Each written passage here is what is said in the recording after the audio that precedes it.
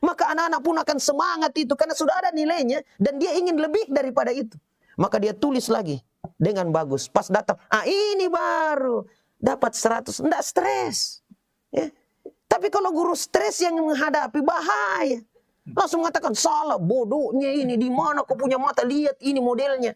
Itu anak kaget, apa salah saya? Assalamualaikum warahmatullahi wabarakatuh. Alhamdulillahirabbil alamin. Wa bihi nasta'in ala umurid dunya waddin. Asyhadu an la ilaha illallah wahdahu la syarikalah wa asyhadu anna Muhammadan abduhu wa rasuluh. Amma ba'd. Alhamdulillah, kembali kita memuji dan bersyukur kepada Allah Subhanahu wa taala. Di mana di pagi hari ini Allah Subhanahu wa taala masih memberikan kepada kita limpahan nikmat-Nya. Di antaranya adalah berupa nikmat kesehatan, kekuatan, serta kesempatan untuk kita dapat bersama-sama hadir dalam taklim duha ini via Ruas TV. Semoga kebersamaan kita dapat bernilai pahala di sisi Allah Subhanahu wa taala dan mendapatkan keberkahan, kebaikan-kebaikan dalam perjumpaan kita ini. Jamaah sekalian yang sangat berbahagia, insya Allah dalam rubrik pendidikan anak dan remaja pada taklim duha ini kita akan membahas satu kelanjutan dari pembinaan kejiwaan anak, yakni anak juga butuh yang namanya pujian. Tentunya kita pahami bahwasanya yang namanya manusia, salah satu di antara keistimewaannya adalah manusia itu butuh yang namanya pujian. Pujian. Jangankan anak kecil, sampai kita saja yang sudah dewasa atau orang tua, itu membutuhkan juga yang namanya pujian tersebut. Pujian jamaah sekalian, bukan berarti untuk bagaimana melebih-lebihkan sesuatu. Tetapi pujian itu sebenarnya tujuannya untuk menyegarkan jiwa. Juga untuk memberikan motivasi kepada orang yang kita puji itu. Akan keberhasilannya, akan ketelatenannya, akan kebaikannya. Bahkan dengan pujian tersebut, dia akan termotivasi untuk melakukan hal yang baik-baik itu. Bahkan akan termotivasi untuk melakukan yang jauh lebih baik lagi daripada itu. Namun sayang jamaah sekalian, terkadang kita sebagai orang tua sangat pelit memuji anak-anak kita. Sangat kurang dalam memberikan apresiasi kepada anak-anak kita. Coba kita ingat-ingat ya, dalam satu hari, berapa kali kita memuji dia di saat dia melakukan kebaikan. Ataukah justru kebanyakannya adalah berupa hardikan, cacian, makian, atau marah saja kepada mereka di saat mereka melakukan kesalahan. Padahal dalam satu hari itu tidak selamanya anak-anak kita melakukan kesalahan. Boleh jadi ada kebaikan-kebaikan yang patut dan pantas untuk kita puji. Saya pernah melakukan survei kecil-kecilan ya, bertanya kepada siswa saya yang sudah SMK kelas 3. Artinya usia mereka itu antara 15, 16, 17 tahun. Saya tanya kepada mereka, dalam sehari nak, berapa kata-kata pujian yang Anda dapatkan dari orang tua kalian? Bandingkan dengan kata-kata kebalikannya. Cacian, makian, marahan. Yang mana lebih banyak? Maka hampir semuanya menjawab, lebih banyak Pak Askar yang bukan pujian daripada yang pujian itu. Padahal mereka sangat menanti dan menunggu manakala mereka melakukan sesuatu yang baik, butuh yang namanya pujian tersebut. Oleh karenanya jamaah sekalian sangat berbahagia, karena anak butuh yang namanya pujian, maka kita akan mengetengahkan bagaimana kondisi, cara, dan teknik memuji anak-anak kita. Sehingga anak-anak kita itu keluar yang namanya rasa percaya dirinya. Ada keinginan untuk melakukan hal-hal yang baik. karena mendapatkan pujian itu. Dan menghindarkan mereka dari hal-hal yang buruk atau hal-hal yang jelek. Selain merusak diri mereka, maka mereka juga akan mendapatkan berbagai macam larangan daripada hal tersebut. Jemaah sekalian yang sama berbagai, tapi sebelum kita masuk kepada pujian ini, pada pertemuan yang lalu kita mengetengahkan tentang kebutuhan kejiwaan anak, yakni menyangkut tentang kesenangan dan ketenangan. Di sini saya ingin menambahkan sedikit saja, apa faktor-faktor yang menyebabkan anak-anak itu merasa tidak tenang. Kalaulah dalam pertemuan yang lalu kita menyebutkan beberapa indikator-indikator yang menyebabkan anak-anak itu bisa tenang dalam hidupnya, dalam rumahnya, maka di sini kita akan menyebutkan musuh ketenangan dalam kehidupan anak. Sebab rasa tidak tenang inilah yang menyebabkan anak tidak tumbuh kembang dengan baik. Apalagi menyangkut tentang kejiwaannya. Apa itu jamaah sekalian? Yang pertama adalah pertikaian dan pertengkaran antara ayah dan ibu. Ini yang terkadang menyebabkan anak merasa tidak tenang. Anak merasa terganggu karena adanya percekcokan. Yang namanya pertengkaran rumah tangga, suami istri, itu adalah merupakan hal yang wajar. Namun mengikut-ikutkan anak dalam pertengkaran tersebut, bahkan menjadikan anak sebagai tameng dalam pertengkaran itu, inilah yang banyak menimbulkan masalah-masalah. Kenapa jamaah sekalian sama berbagai? Sebab anak itu butuh figur. Anak itu butuh panutan. Anak itu butuh contoh keteladanan. Dan yang paling sangat mereka inginkan, menjadi figur yang baik, contoh yang baik adalah kedua orang tuanya. Namun manakala kedua orang tua ini bertengkar, bahkan di hadapan anak, maka itu akan menyakiti hati anak. Akan menyebabkan hilang atau minim atau berkurang rasa kagumnya kepada kedua orang tuanya. Makanya sering kita sarankan, kalaupun sampai kepada pertengkaran itu, janganlah di hadapan anak. Janganlah di hadapan anak. Apatah lagi kalau membawa-bawa anak untuk ikut serta dalam pertikaian itu. Ini jamaah sekalian yang sangat berbahagia. Anak akan mengalami yang namanya gangguan-gangguan menyangkut tentang psikis kejiwaannya. Ya, misalnya ada orang tua, ada ibu misalnya, karena marah dengan suaminya. Itu pun marah kan tentatif saja. Tiba-tiba dia dipicu oleh sebuah persoalan. Dan itu bisa dibicarakan baik-baik. Bisa kita komunikasikan. Namun karena emosi, maka pun keluarlah cacian makian dari mulut sang ibu itu kepada suaminya atau kepada ayah daripada anak ini. Apatah lagi kalau ada seorang ibu mengatakan, memang begitu bapakmu. Memang begitu, memang perempuan selalu itu. Ya, makanya jangan kau seperti begitu nak, bapakmu itu. Bayangkan kita melemah-lemahkan, merendah-rendahkan terus pasangan kita. Padahal ini ayah daripada anak itu. Maka akan turun. Apalagi kalau minta dukungan. Makanya nak, dukung selalu mama. Ya, ketik rek spasi mama. Ya, kirim ke. Ini yang menyebabkan anak-anak tidak tumbuh kembang dengan baik. Kalaupun sampai kepada pertengkaran, maka jangan di hadapan anak. Tapi kalau di hadapan anak, tunjukkanlah rasa kemesraan itu. Tunjukkanlah rasa kebaikan itu. Sehingga pada saat anak melihat kemesraan orang tuanya, ayah bundanya, maka anak itu akan merasakan ketenangan-ketenangan tersebut. Apatah lagi kalau pertengkaran itu sampai di blow up, ya, masuk ke media-media sosial, bahkan sampai kepada dipotret, disyuting dan lain sebagainya. Ini kan akan memberikan jejak-jejak yang buruk kepada anak-anak kita. Ini jamaah sekalian yang sama berbahagia. Maka agar supaya anak itu merasakan ketenangan, maka hindarkanlah yang namanya pertikaian dan pertengkaran itu. Yang kedua adalah minimnya aturan. Ini juga yang menyebabkan anak merasa tidak tenang. Tidak adanya aturan. Kita pakai teori dalam membimbing anak kita, teori permisif misalnya. Membiarkan anak melakukan sesukanya, sekehendaknya, seenaknya saja. Tidak ada yang namanya aturan-aturan. Padahal aturan itu yang kita buat, yang kita bangun, yang kita perlakukan di rumah kita, itu akan menyebabkan anak-anak itu akan teratur karena adanya yang namanya aturan. Ada aturan misalnya bangun jam berapa gitu ya, tidur jam berapa. Ada aturan, ada jam makan, ada jam main, ada jam belajar. Ada aturan-aturan yang kita sepakati bersama sehingga anak-anak ikut kepada aturan itu.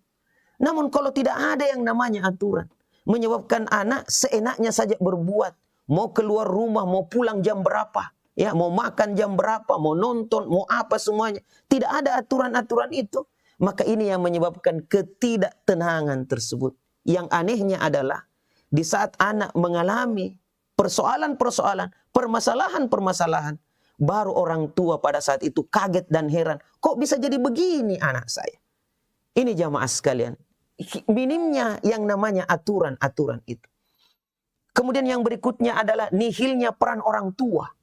Di mana peran orang tua digantikan oleh pembantu misalnya atau asisten rumah tangga. Makannya, apa susunya, apa semuanya itu dilakukan oleh asisten rumah tangga. Tidak apa-apa. Tetapi sebenarnya hanya membantu saja asisten itu. Pembantu itu hanya sekedar membantu saja. Sementara tugas utamanya adalah orang tuanya. Ini jamaah sekalian. Kemudian apalagi lenyapnya perasaan kemanusiaan. Rasa sayang, rasa cinta, pujian, rasa dihargai, merasa diri bernilai. Itu juga anak-anak butuhkan. Dan kalau misalnya kita sibuk saja dengan kerja dan kerja saja, dengan alasan bahwa itu adalah untuk anak-anak saya juga, itu bagus. Tetapi bukan hanya materi yang mereka butuhkan. Yang mereka butuhkan juga adalah perasaan kasih dan sayang daripada orang tuanya. Kemudian apalagi jamaah sekalian, keresahan orang tua. Ini juga menyebabkan anak tidak tenang. Ya, kalau misalnya ada keresahan yang harusnya hanya diketahui oleh orang tua, lantas dibocorkan juga untuk anak-anak, ini yang menyebabkan anak juga merasakan keresahan itu, ketidaktenangan tersebut. Ini jamaah sekalian, bagaimana nanti nak kalau kau besar, sementara bapak mama meninggal, bagaimana nak, di mana kau tinggal nak?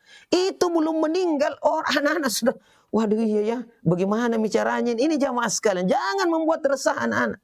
Tapi buat dia optimis. Ayo nak, ya, ayo bangkit nak, ayo nak belajar nak, ya, untuk masa depanmu ke depan. Nanti ayah bunda ini akan mengusahakan fasilitasnya. Tapi terus nak kau berjuang, terus nak lakukan yang terbaik untuk masa depanmu. Sebab kalau kau belajar hari ini nak, itu juga untuk masa depanmu. Bukan untuk kami ini, tapi untuk kamu nak. Tidak selamanya kamu ini akan dibantu orang tua, disubsidi orang tua, tapi juga nantinya engkau akan bertanggung jawab. Punya amanah itu. Maka pupuk dari awal nak, semuanya itu. Berikan itu, dukungan.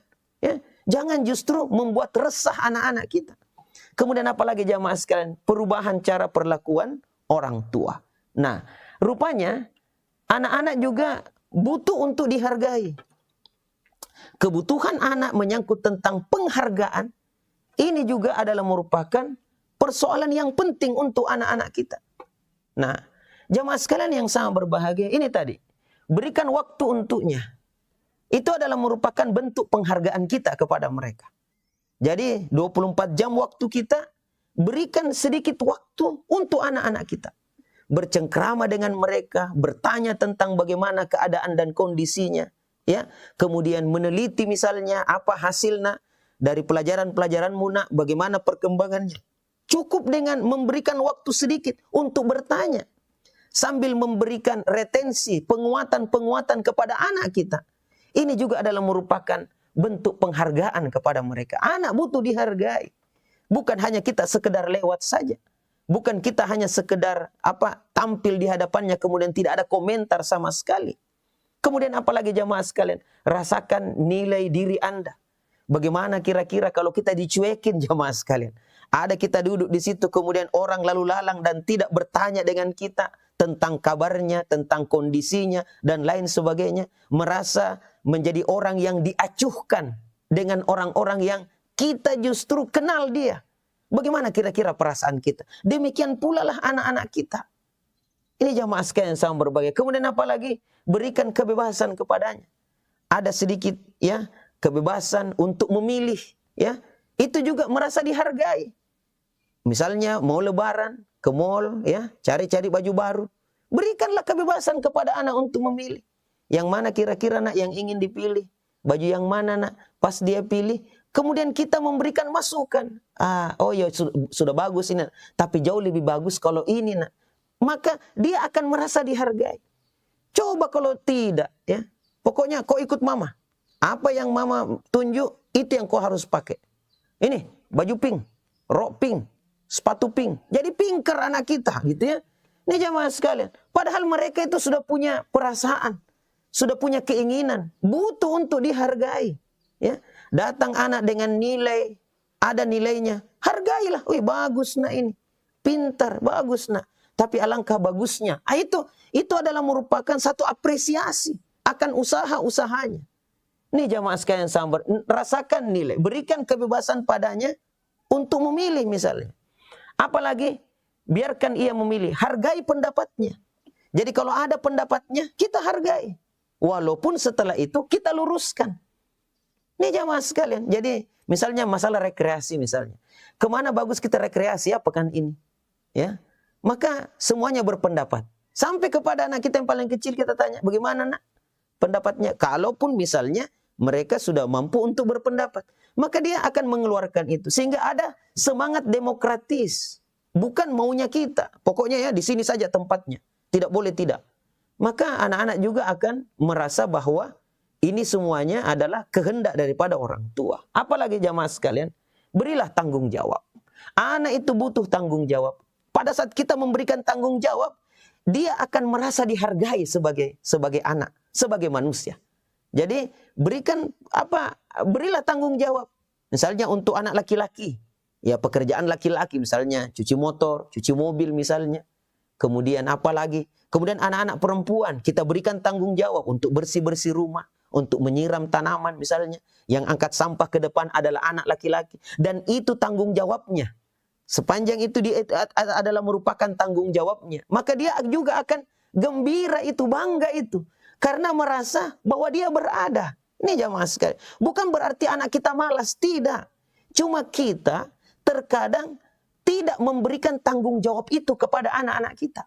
Sehingga mereka juga tidak mau melakukan apa-apa. Bahkan menganggap bahwasanya lebih bagus lagi kalau kita seperti raja saja. Tinggal minta makan, mau minum ada air minum, mau ini ada, dan sebagainya. Ini jamaah sekalian sahabat. Maka berikanlah tanggung jawab kepada anak-anak kita. Sebab tanggung jawab itu anak-anak merasa dihargai.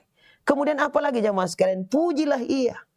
Pujilah, sekecil apapun yang dia lakukan, sekecil apapun yang dia kerjakan, pujilah. Sebab dengan pujian itu akan membangkitkan semangat anak. Banggakan anak di hadapan orang lain. Itu juga menyebabkan anak merasa dihargai. Karena anak kita manusia, bukan malaikat. Manusia biasa itu. Butuh dihargai, butuh dimengerti, butuh pujian, butuh sanjungan. Tidak senang dikasari. Tidak senang untuk diejek, dicaci, dimaki, dan lain sebagainya. Itulah anak-anak kita. Jamaah sekalian yang sama berbahagia. Kemudian, di sini kita masuk kepada anak juga butuh yang namanya pujian itu. Anak butuh yang namanya pujian. Nah, ini ya. Pada saat kita memuji anak, perhatikanlah bahwa fokus pada pencapaian, bukan pada diri anak. Jadi kita fokus pada pencapaiannya, bukan pada diri anak tersebut. Ya, wah, saya senang sekali nak kalau kamu rajin sekali bangun pagi. Jadi pencapaian. Bukan karena diri anak, cantiknya misalnya, wah itu mukanya bagus dan lain. Bukan itu, tetapi pada pencapaian. Jamaah sekalian yang sangat berbahagia, banyak kisah lah ya. Apalagi kami adalah merupakan guru, ya, guru di sekolah. Saya mengajar mata pelajaran matematika.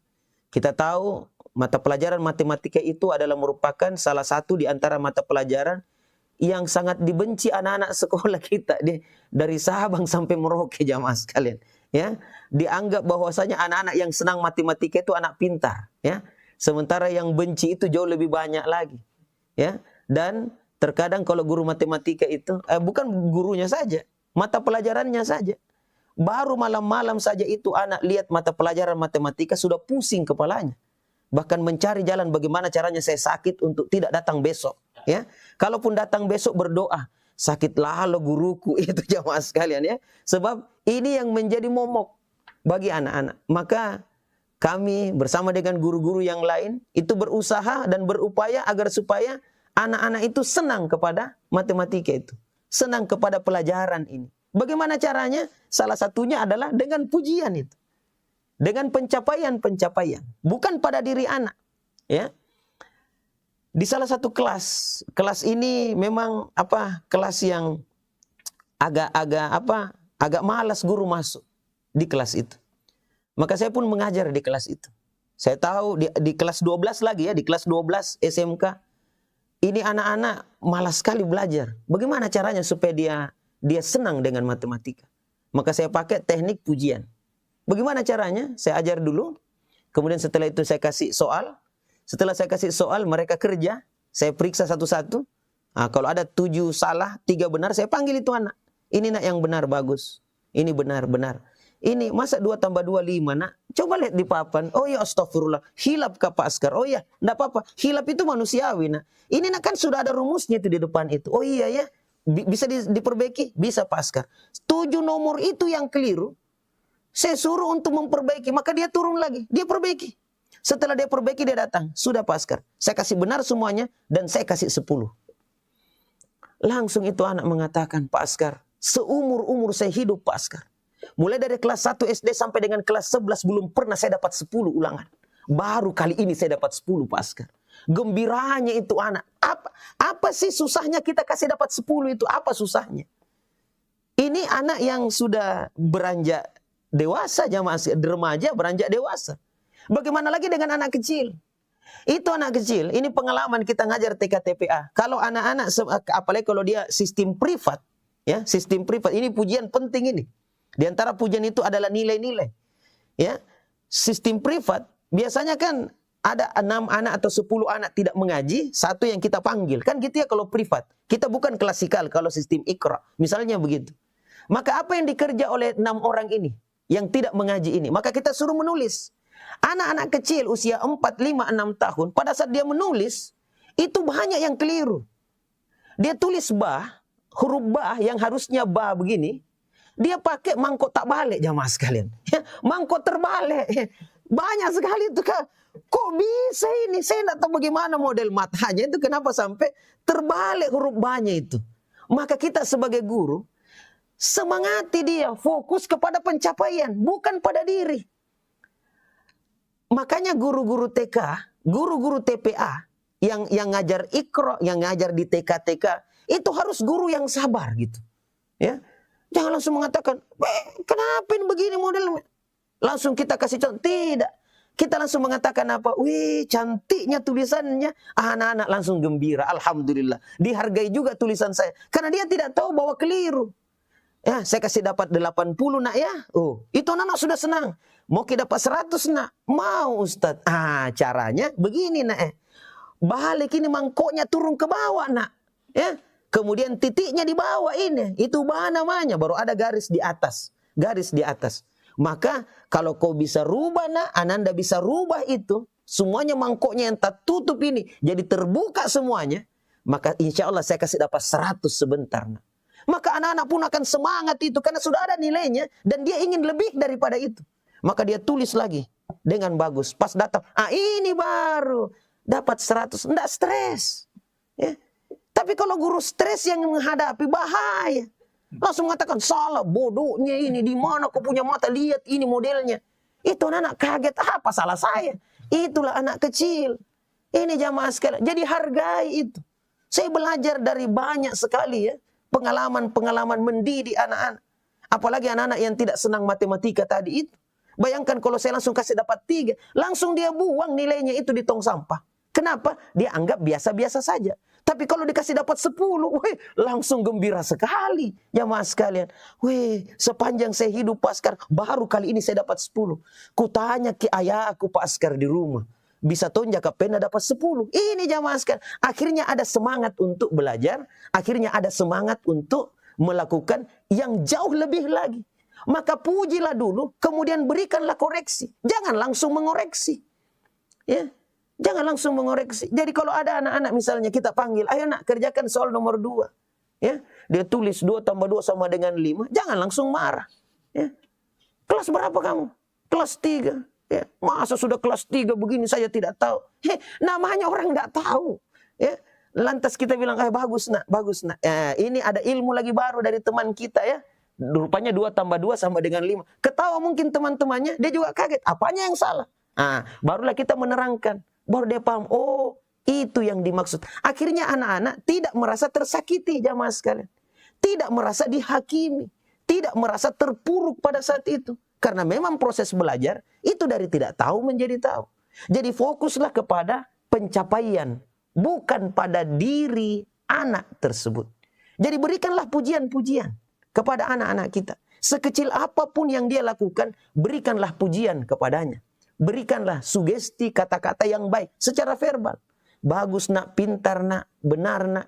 Kalaupun dia melakukan kesalahan, jangan dengan kata-kata yang buruk, kata-kata yang tidak baik. Cukup dengan kata-kata, awas, kok begitu. Dengan kata-kata itu, anak-anak sudah dapat signal. Oh, enggak bisa. Oh, mungkin keliru. Oh, mungkin salah. Atau kalau sudah 3 kali melakukan percobaan, kita katakan, stop mina. Nanti Ustadz yang akan menerangkannya. Itu kalau kita ajar anak-anak kecil, ya, huruf ba, ta, sa, itu biasa tak balik-balik jamaah sekalian. Terbalik-balik. Ba dia baca ta ada baca sa. Kenapa? Karena modelnya sama, cuma titiknya yang berbeda-beda. Makanya seorang guru kalau misalnya sudah berbeda-beda begitu, maka harus mencari cara yang lain. Bagaimana caranya? Ya, ada guru saya, dia mengajarkan teknik ya, bagaimana mencari-cari jalan itu agar supaya ada jembatan untuk anak-anak bisa mengetahui. Jangan langsung kasih tahu juga. Tapi bagaimana dia berusaha, kalaupun mentok, kita memberikan jalan kepadanya untuk mendapatkan. Dia jalan-jalan ke rumah anak itu. Oh, rupanya ini anak suka bakso. Tok bakso, Ustaz ya, bakso. Nyoknya kalau di sini ya, bakso. Karena dia suka bakso, gampang aja. Maka diajarkanlah itu anak. Digambarlah ya, supaya dia bisa membedakan. Nah, kalau ada huruf na, begini modelnya, kayak perahu. Ya, kemudian ada satu baksonya di bawah. Itu kata-kata bakso itu yang menarik perhatiannya. Kemudian ada garisnya di atas, itu dibaca bana. Berapa baksonya? Yang kita ingatkan baksonya karena itu yang dia senangi. Oh, 1 Ustaz. Itu bacanya apa nak? Ba. Dia ingat itu. Dia ingat terus itu. Kalau 2 baksonya nak di atas dibaca ta. Tapi kalau 3 baksonya itu istimewa nak, digigit lidah baru kita baca sa. Gitu modelnya. Akhirnya kita tinggal ingatkan. Besok kalau dia keliru membaca, yang 1 baksonya nak, baksonya yang dia ingat jamaah sekalian. Maka indah sekali itu mendidik anak-anak, ya. Tidak stres, tidak menyebabkan kita ini selalu memberikan punishment kepada anak-anak kita. Tuntunlah dia, dan menuntun dia itu butuh yang namanya penghargaan kepadanya. Dan salah satu penghargaan itu adalah pujian. Bagus nak, pintar nak, 100. Bagaimana tidak anak-anak senang datang ke pengajian. Anak-anak senang datang ke sekolah karena mendapatkan itu. Di TK-TK yang ada, itu pintar juga guru-guru. Alhamdulillah sekarang. Itu dia kasih bintang. Ada bintang Ustaz ya. Dikasih bintang anak-anak. Ada bintang 1, bintang 2. Dan bintang yang paling banyak adalah bintang 5. Bintang 5. Mungkin bintang-bintang inilah dipakai oleh beberapa aplikasi-aplikasi itu. Yang kalau dikasih bintang 1 oleh customer langsung menelpon dan mengatakan, kok bintang 1? Ya, ini jamaah sekalian. Jadi hal-hal beginilah, fokuslah kepada pencapaian, bukan kepada diri anak tersebut. Kemudian apa lagi? Ini yang kedua. Pujilah usaha anak meski belum berhasil.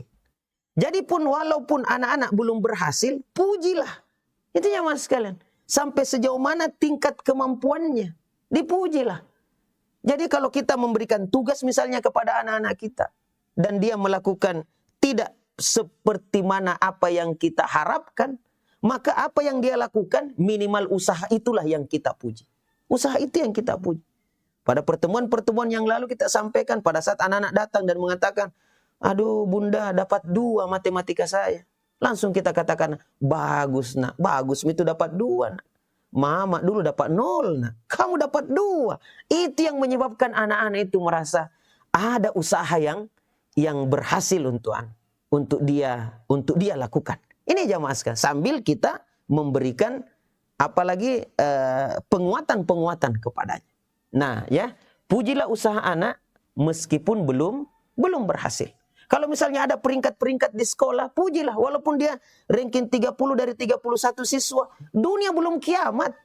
Sampaikan kepada anak-anak, tidak usah khawatir nak, masih panjang perjalanan. Tidak usah takut nak. Yang penting anaknya Umi atau anaknya Abi tetap belajar. Ya, tetap belajar. Ranking itu nak, terkadang kita dapat, terkadang tidak. Berfluktuasi itu nak. Artinya tidak selamanya juga dia mendapatkan itu. Yang penting semangat belajar itu jauh lebih baik. Siswa-siswa di sekolah itu kita ajari begitu, ya mas sekalian. Ya, yang paling gampang itu adalah mendapatkan ranking. Tapi mempertahankan ranking itu, itulah yang paling berat. Itulah yang paling berat. Makanya biasa saya sampaikan kepada siswa kita, anak-anak kita, kalaupun rankingmu nak misalnya ranking 40 dari 41 siswa, tidak ada masalah. Atau pun kita paling terakhir ranking 41, tidak ada masalah. Ya, yang masalah itu yang ranking 1, pas dia balik ke belakang, waduh, 40 orang saya kalahin.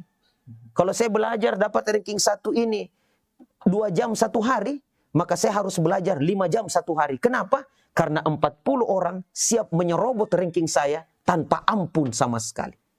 Jadi bukan justru bangga, aduh sudah berleha-leha deh, main-main saja deh karena saya sudah ranking 1. Tidak, tapi dia harus sungguh-sungguh lagi belajar. Kenapa? 40 siap menyerobotnya tanpa ampun. Yang ranking 41 di belakang sekali berdiri ya setelah diurut. Wih, 40 orang ini saya harus lewati ini. Ranking 1. Bagaimana caranya? Pas dia balik ke belakang, tidak ada lagi orang ini. Waduh, jurang sudah di bawah ini. Maka dia bilang apa? Kalau saya tidak belajar, lantas saya mendapatkan ranking ini, maka saya mulai hari ini, semester ini, saya harus belajar 1 jam 1 hari. Minimal. Untuk mendapatkan yang di depan. Awas kamu di depan, nah. Tunggu saya di Panyingkul ya. Saya akan ambil rankingmu. Tapi jangan juga mimpi langsung ranking 1. Jangan, bayangkan jauhnya itu dilompati. Bisa terbanting-banting kalian. Maka kita encer-encer. Oh, ranking 35. Hati-hati kamu. Saya akan ambil kau punya ranking itu. Ini baru semester 1 loh. Masih panjang perjalanan sampai semester 6. Maka dia belajar 1 jam 1 hari. Alhamdulillah. Dia berpindah ke ranking 32 di semester berikutnya. Maka dengan apa? Dengan percaya diri dia tidak mau lihat lagi ke belakang. Selamat tinggal teman-teman. Memang enak di belakang dipelototin ya. Saya akan maju ke depan. Saya harus belajar 2 jam 1 hari. Untuk mendapatkan ranking di depan saya. Langsung lompat 29. Lompat lagi 25. Lompat lagi 12. Lompat lagi. Sampai dengan semester 6. Dia sudah berada pas di belakang ranking 1. Bayangkan ini jamaah sekalian. Kenapa? Karena ini adalah merupakan usaha. Pujilah itu. Dunia belum kiamat kalau anak kita tidak dapat ini, itu. Atau anak-anak kita masih belum bisa membaca misalnya. Belum bisa menulis. Dunia belum kiamat. Sepanjang masih dia berusaha. Sepanjang masih dia melakukan sesuatu ke arah yang lebih baik. Itu justru bagus untuk kita puji. Karena ada usahanya. Jangan selalu membandingkan anak-anak kita dengan anak yang lain. Kok dia bisa, kamu tidak? Nah, itu yang akan melemahkan hati anak. Masing-masing Allah memberikan kemudahan-kemudahan. Masing-masing Allah memberikan kelebihan-kelebihan dan kekurangan di tempat yang lain. Karena itulah kenapa sampai kita ini saling ta'awun, saling tolong-menolong. Itu jamaah sekalian. Yang masalah kalau dunia ini kaya semua. Orang kaya semuanya. Siapa yang jadi tukang batu? Ya, siapa yang jadi penjual sayur? Siapa yang menangkap ikan di laut? Kalau semuanya sudah kaya raya misalnya. Apakah kita mau makan uang jamaah sekalian? Maka inilah yang menyebabkan kita saling bantu-membantu satu dengan yang lain. Yang menyebabkan selalu anak-anak merasa dihargai dengan pencapaian-pencapaian yang dia lakukan. Kalaupun dia mundur misalnya, tidak berprestasi, maka tetap kita memberikan dorongan. Ya biasa itu nak. Yang namanya semangat belajar terkadang menurun. Tapi ayo nak, sepanjang kau lagi bangkit nak, insya Allah pasti akan mudah lagi ke depannya. Itu jamaah sekalian yang sangat berbahagia. Jadi pujilah usaha anak meskipun belum berhasil. Sebagaimana kalau kita ajari anak misalnya naik sepeda. Kalau jatuh, jangan justru mengatakan, aduh nak berhenti mau kau mati kau nanti nak gara-gara belajar naik sepeda. Tidak akan pintar anak kita naik sepeda. Tapi coba kalau kita bangkitkan, ayo nak. Semuanya orang pernah jatuh nak. Tetapi yang penting adalah bangkit daripada kejatuhan. Itu jamaah sekalian. Jadi pujilah usaha anak meskipun belum berhasil. Kemudian apa lagi jamaah sekalian? Tangkap basah kebaikannya. Jadi kalau ada kebaikannya, tangkap basah kebaikan itu. Ya, dia misalnya alhamdulillah cepat bangun, weh hebatnya anaknya bunda. Bagus nak ya. Dia sholat misalnya tanpa kita suruh misalnya, aduh pintar ya. Jangan justru kita memuji sambil mengejek. Kan biasa juga begitu ya. Dia sholat tepat waktu, aduh nak malaikat apa yang sambar kok nak. Ya, selama ini kok kutu sekali sembahyang, kok bisa tiba-tiba. Ini anak mengatakan, saya tidak tepat waktu sholat atau tidak sholat dimarahi. Pas sholat tepat waktu ditumben-tumbenin, ya tumben. Nauzubillah min dzalik. Jadi berikanlah penghargaan itu, berikanlah pujian, tangkap basah gitu. Dia memasukkan sampah ke tong sampah misalnya, ada sampah dia ambil kemudian dia masukkan, pujilah itu, bagus nak. Dengan pujian itu akan menimbulkan semangat, akan menimbulkan motivasi, akan menimbulkan sesuatu yang menghangatkan untuknya dan menganggap bahwasanya dia berarti, dia bernilai. Pekerjaannya itu yang kita nilai jamaah sekalian. Yang dia lakukan itulah. Pada saat dia mengutarakan kata-kata kebenaran, kejujuran, itu yang kita nilai. Tangkap basah kebaikannya, bagus nak. Saya lebih suka kalau jujur nak, daripada kamu berbohong, ujung-ujungnya nanti akan ketahuan. Jujur itu jauh lebih bagus nak, jauh lebih tinggi nilainya daripada suka kita berbohong.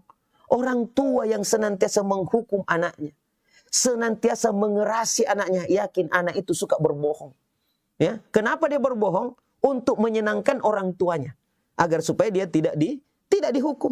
Tetapi yang paling penting adalah pada saat dia melakukan kejujuran, di situ kita mengatakan ini yang bagus. Bunda tidak akan hukum nak, sepanjang kamu jujur. Ini yang bagus.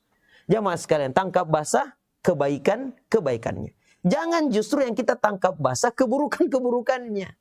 Ya, dalam hadis itu disebutkan ya, siapa yang menutup aib manusia di dunia akan ditutup nanti aibnya di akhirat kelak. Kalau kita tangkap basah keburukannya, kita tutupi itu dan kita perbaiki dengan menasehatinya. Ya, tapi jangan kita sebarkan kepada orang lain yang tidak tahu. Tidak usah kita sebarkan, sebab itu akan membuat malu anak itu. Ditangkap basah anak ngompol misalnya. Pagi-pagi datang temannya jemput, Aina ngompol tadi subuh itu nak. Itu kan anak-anak akan malu jamaah sekalian. Kenapa? Tidak ada anak yang ingin ngompol di tempat tidur, tidak ada. Tapi kan dia otomatis itu. Otomatis keluar misalnya karena banyak persoalan yang terjadi. Jamaah sekalian sama berbahagia. Jadi yang kita tangkap basah adalah kebaikannya. Dan jangan sungkan-sungkan untuk memberikan pujian kepadanya. Jamaah sekalian sama berbahagia. Kemudian yang berikutnya adalah puji anak dengan tulus. Bukan basa-basi. Jadi ketulusan. Kata-kata yang tulus keluar dari lisan kita. Itu akan diterima oleh hati. Ya, jadi hati ketemu dengan hati. Bukan untuk basa-basi. Ini jamaah sekalian. Kemudian yang berikutnya adalah bangkitkan semangat anak dalam situasi yang diperlukan. Jadi motivasi anak, situasi-situasi yang menyebabkan anak itu terpuruk, melakukan apa dia mendapatkan sesuatu yang menyebabkan dia sedih, dia murung, dia kita lihat tidak seperti biasanya, maka bangkitkanlah semangatnya. Ya, berikanlah pujian-pujian kepadanya. Berikanlah semangat-semangat kepadanya. Bahwa yang namanya manusia pasti akan ada masalah yang dia hadapi. Maka bangkitkan semangatnya, angkat dia daripada keterpurukan itu. Maka itulah yang dibutuhkan oleh anak-anak kita. Kemudian yang terakhir jamaah sekalian adalah selalu siap memberi pujian dan jangan menunda-nunda. Ya, so kalau menunda-nunda dia sudah out of date.